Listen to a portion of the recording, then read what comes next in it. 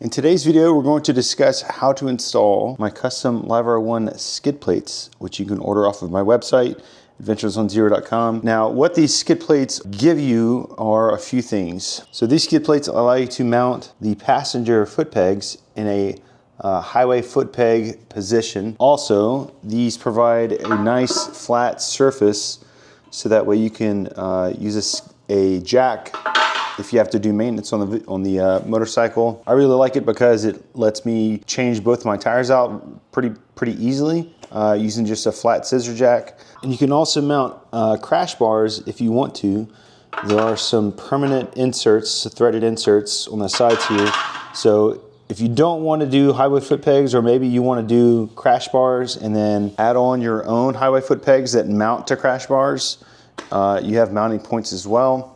And I'll kind of point out, after I get the skid plate mounted on, I'll kind of point out like the mounting points that I use for my crash bars, if you want to either make your own or have a local metal shop fabricate them. Really easy to do. I don't anticipate that it would be expensive to do, but could be wrong. What all is included whenever you order these off of my website? So when you order just the base skid plate, it comes fully assembled with the brackets and everything like that. So it comes with the skid plate, and then it comes with the longer M6 bolts to mount it to the motor housing up underneath. And then obviously if you order it with the foot peg brackets, it'll come with the aluminum foot peg brackets already installed. I've got this one off just to show how to install it on the skid plate. Without the passenger foot peg, this is how it's gonna come to you. Fully assembled, all you've gotta do is take the passenger foot pegs off your bike and then throw them on here, and I'm gonna show you exactly how to do that here in just a second. But it's a really easy process. There's really very minimal tools that you'll need. So the ones that you'll need are a 3/16 Allen key, and then if you need to take the passenger foot pegs off, just a simple flathead screwdriver will do. The smaller the better. I don't know if this is how all manufactured models of the LiveWire One come. So there are 6 mounting points underneath the motor. This is the stock skid plate that's on it right now. I mean, it does a pretty good job. You can see that I've got a couple scrapes on there from probably hitting some curbs or something like that. But I did have to drill out these middle mounting points, I think with the 3/16 drill bit. I don't know, I just took whatever drill bit matched the size of this opening right here and just drilled it all the way through. It doesn't have the metal eyelets like these do, but for this application, because we're using the aluminum skid plate, doesn't really matter. I just did that way I can use all 6 bolts that come with it. So you may have to do it, you may not have to do it. I looked in the maintenance manual, and the maintenance manual shows that there are 6 bolts being used, but again, on mine, for whatever reason, there were only 4 being used. Go around the side of the bike, and I will show you how to take off the passenger foot peg, and this applies to both sides. There are gonna be some differences with mine and yours, mainly because, well, my bike is incredibly dirty. Sorry, I just took it for a ride today. I removed these years ago, so there are some internal components that I no longer have, but I'll point out where they're at on yours, as long as yours is still stock. So how to take this guy off. So there's a pin that goes through, okay, and it's held in place with a simple cotter pin, or cotter washer, I guess. And all you want to do is take the flat portion of your screwdriver, and you're just going to pry it up and over. Sorry, I'm covering it up. Again, you can see that there's holes in here. You just put the flathead right in there, and you just pry it up off of the pin. Once you have that in place, don't lose it, because you're going to want to. All right, you push the pin through. It may be a little bit harder depending on how long yours has been on the bike and what kind of roads you ride on. Now, this is where things will get a little tricky. If you've never taken this off before, inside the passenger foot peg is a spring and a ball bearing. And what that does is that allows it to, whenever you rotate this up, that's what allows it to stay in place and not move, okay? So just something to keep in mind whenever you take this foot peg off. You're going to want to pull it slowly. Let's see which side. I can't remember what side these are on. And all you're going to want to do is just kind of put your thumb right there, and that'll stop it from that ball from kind of springing out.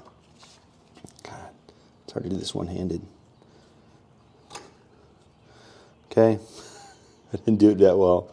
But you can see right in here, that's where that ball bearing and spring is going to be. You don't need to keep it. Well, I mean, you want to keep the hardware. So I would just recommend getting a Ziploc bag, putting the ball bearing spring, and then this metal plate. So you can just take the screwdriver and just kind of pry that out. That way you don't lose this. So take this, the spring and the ball bearing, put it in a Ziploc bag, put it away for safekeeping, just in case you want to return the bike to a stock configuration, you can. And then we're going to take the retaining pin or the retaining washer, and then the pin and the foot peg, and we're going to head back over. Now I took this one off just because I just wanted to show how to insert this, just in case you ever take this off for whatever reason.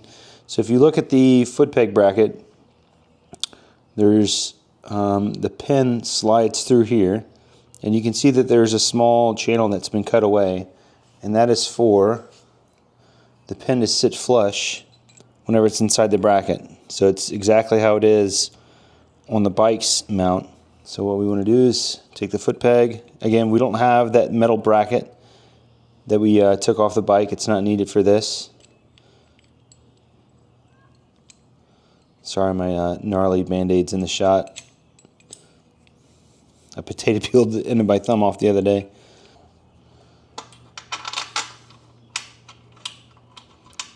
They're tack welded in place, but you can still just use a bolt and a nut because it's just a hole that goes through.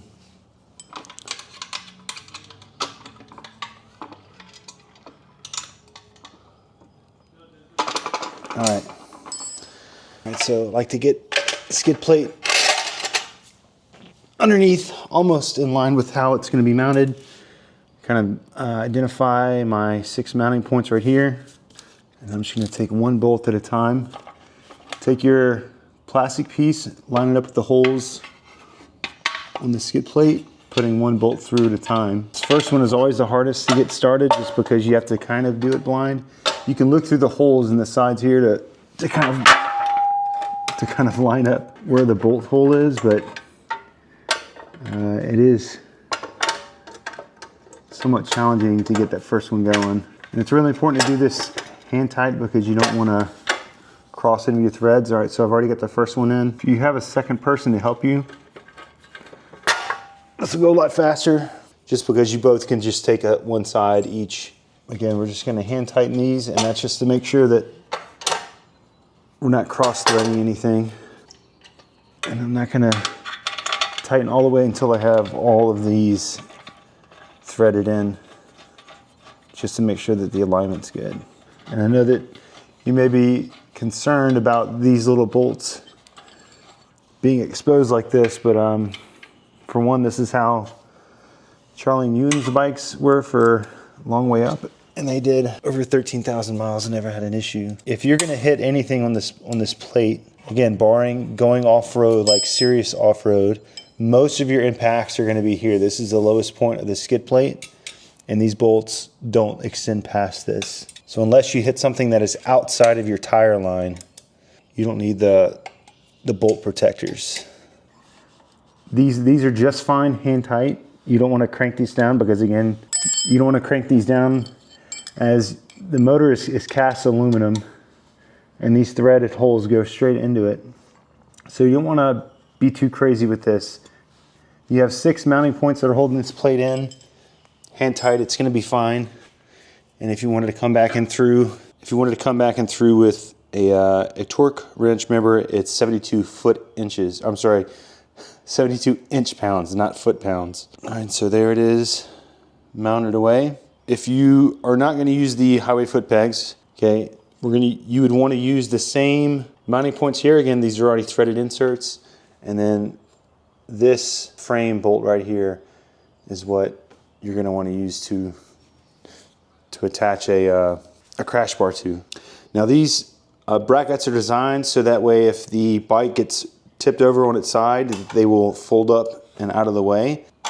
So a nice little feature. And that's pretty much it. That's how to mount the highway foot pegs, the skid plate, that you can buy off of my website, adventureszonezero.com. I've got new manufacturers. All of my products are always made in the USA, but I found some that are a little bit closer, so that cuts down on the cost and also cuts down on the processing time. Right now, I'm running a special to kind of let people get geared up for spring riding. Get $100 off of the Footpeg brackets when you order the Footpeg brackets. The code is Highway100 at checkout. Again, that's only when you're ordering the Highway Footpegs. If you have any questions about how to install the skid plate or any other questions about it, make sure you put them in the comments below. Thanks so much, and I'll see you guys in the next adventure video.